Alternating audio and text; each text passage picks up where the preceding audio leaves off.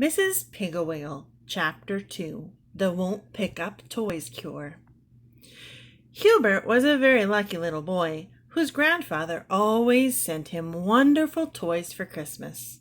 Hubert's mother said that his grandfather sent him those marvelous presents because Hubert was such a dear little boy. His father said that it was to make up for that awful name they had wished on him.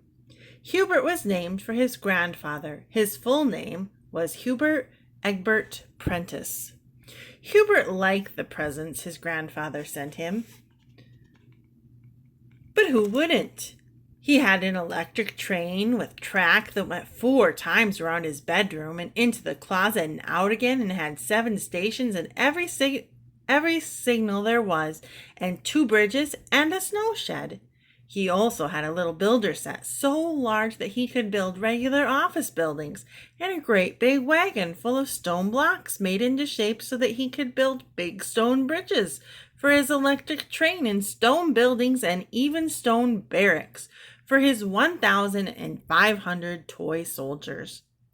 Hubert also had a circus with every kind of wooden jointed animal, and clowns and tightrope walkers and trapeze artists.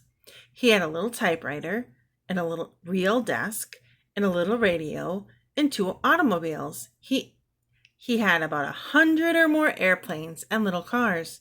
He had a fire engine with real sirens and lights and hook and ladders, and so many books that he had to have 2 bookcases in his room. Hubert liked all of his toys, and he was moderately generous about letting other children play with them, but he never put his things away. When his mother made his bed, she had to pick her way around and in and out and over the electric train and track. She had to take circus performers off the bureau and the bedposts. She had to pick up books that had been thrown face down on the floor, and she was continually gathering up the little builder set. It used to take her about 3 hours to do Hubert's room, and about 1 hour to do the rest of her housework. She would send Hubert up to put his toys away, but all he ever did was to stuff them under the bed or into the closet, and in the morning, when his mother cleaned his room, there they were for her to pick up. Mrs. Prentice was getting a little bored with this. One rainy Saturday, Hubert invited all of his little friends to play up in his room. He had Dickie and Charlie and Billy and Tommy and Bobby. They got out every single toy that Hubert owned and played with them. And then, just before dinner, they all went home and left the mess. Hubert's mother didn't know a thing about this until the next morning when she went in to make Hubert's bed. Then she just stood in the doorway and looked. The electric train track went under the bed 5 times, and under the bureau and under the chairs and around the desk and into the closet. All along the track were bridges and buildings of the stone blocks and whole towns built from the little builder set. On the bed and under the bed and on the bureau were the circus tent, the animals, the clowns, the tightrope walkers, and the trapeze artists. The floor was littered with books and little automobiles and airplanes and painting sets and chemical sets and wood-burning sets and crayons and coloring books and the little typewriter and the printing set and teddy bears and balls and jacks and parcheesi games and jigsaw puzzles and soldiers. Perspiration broke out on Hubert's mother's forehead, and she began to feel faint, so she closed the door and slowly went downstairs. She took 2 aspirin tablets and then telephoned her friend, Mrs. Baggs. She said, "Hello, Mrs. Baggs. This is Hubert's mother, and I am so disappointed in Hubert. He has such lovely toys. His grandfather sends them to him every Christmas, you know.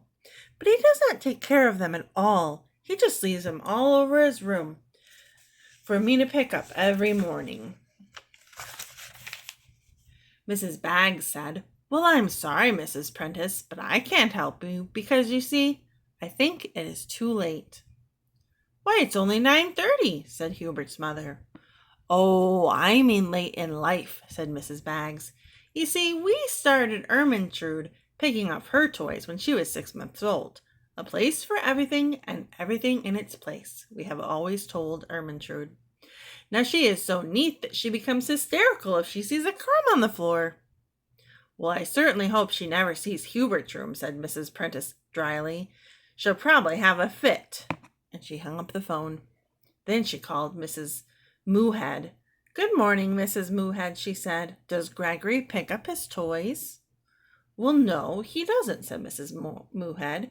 But you know, Gregory is rather delicate, and I feel that just playing with his toys tires him so much that I personally see that all of his little friends put the toys away before they go home. That is a splendid idea, said Hubert's mother, but I am trying to train Hubert, not his playmates. Well, of course, Hubert is very strong and healthy, but Gregory is intelligent, said Mrs. Moohead. Is he? Said Mrs. Prentice crossly, because she resented this inference that her son was all brawn and no brain. Oh dear, squealed Mrs. Moohead. I think Gregory is running a temperature. I must go to him. She hung up the phone. Mrs. Prentice then called Mrs. Grapple. Hello, Marge, she said. How's Susan? Mrs. Grapple said, I've spanked her 7 times since breakfast, and I just heard her crash, so she is probably getting ready for another. How's Hubert? That's what I called about, said Mrs. Prentice. Can you suggest a way to make Hubert want to pick up his toys? His room looks like a toy store after an earthquake. Why don't you call this Mrs. Piggle Wiggle? I have heard she is perfectly wonderful.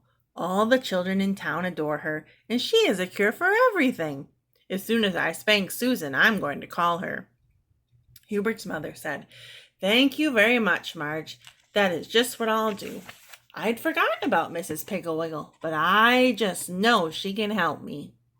So she called Mrs. Piggle Wiggle and said, Mrs. Piggle Wiggle, I hate to bother you, but you seem always to know what to do about children, and I'll confess that I don't know what to do to make Hubert put his toys away.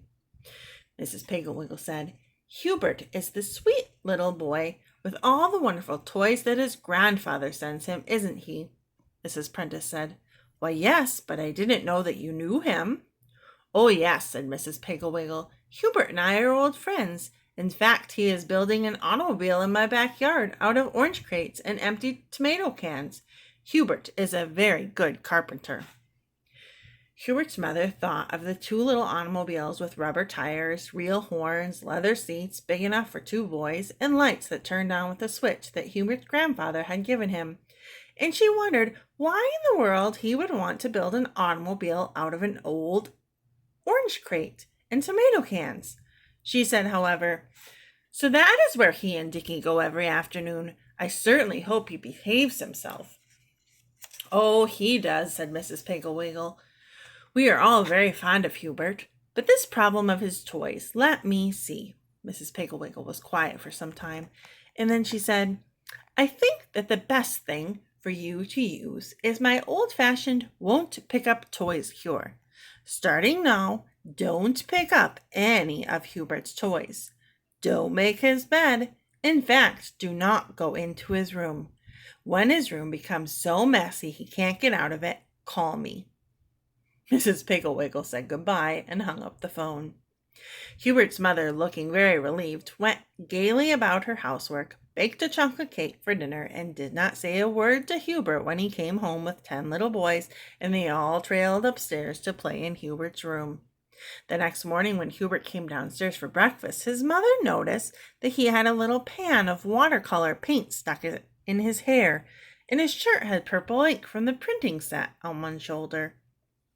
She said nothing, but tripped upstairs after breakfast and quickly shut the door of his room. The next morning, Hubert's mother had a little trouble shutting the door of his room, and she noticed that Hubert had circles under his eyes, as though he had not slept very well at all.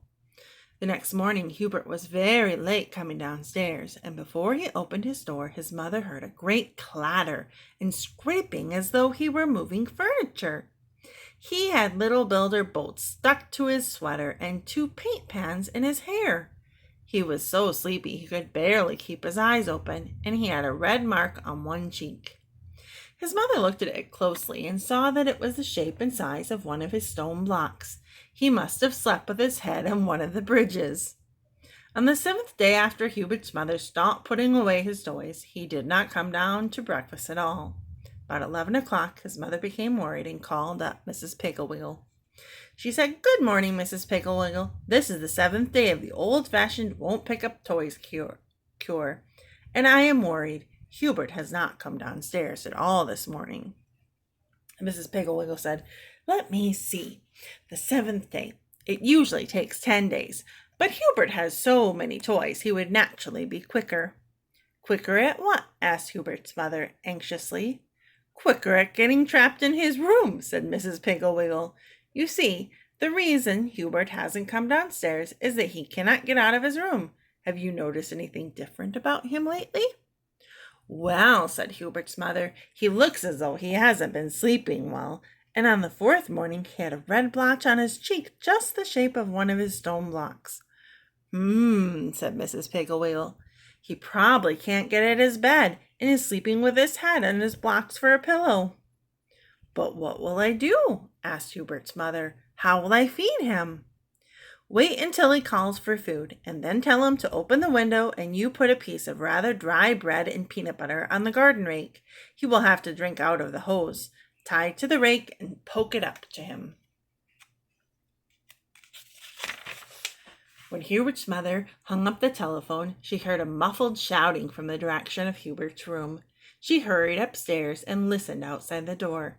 Hubert was shouting, "Mother, I'm hungry." His mother said, "Go over and open the window, dear. I will send something up to you on the rake." Mrs. Prentice took the crusty piece, a very old loaf of bread, spread some peanut butter on it, and took it around to the side of the house. Pretty soon Hubert's window was raised about a foot, and a hand and arm appeared. His mother stuck the bread on one of the tines of the rake and poked it up at the window. The hand groped around for a while and then found the bread and jerked it off. The window banged shut. That night, when Hubert's father came home, his mother told him all about Mrs. Piggle Wiggle's treatment. Hubert's father said, "Mrs. Piggle Wiggle sounds all right, but none of this would have happened if Hubert's grandfather hadn't given him so many toys. When I was a boy, all I needed to have a good time was a little piece of string and a stick." "Why, Mrs. Prentice said. "Not that old string and stick routine again, John. Anyway, now that Hubert has the toys, the picture is changed." Mr. Prentice hid his face behind the evening paper and said, "Something smells delicious. Is it Irish stew, I hope?" "Yes, dear," said Hubert's mother, worrying about how she was going to serve Irish stew to Hubert on a rake. She finally put a potato on one prong, a carrot on another, an onion on another, and pieces of meat on the last 3. The window was opened and only about 3 inches, but the hand grabbed the food. After dinner, Hubert's father tied the hose to the rake and held it up while Hubert put his mouth to the window opening and tried to get a drink of water. It was not very successful, but he managed to get a few drops. Mrs. Prentice was worried. The next morning she knocked on Hubert's door and said, "Hubert, what are you doing in there?" Hubert said, "I've got a bear pen made out of bureau drawers, and my bed's the mother bear's house, and my train runs under my bed 13 times now." "Hubert, dear, don't you think you should try and come out soon?" asked his mother.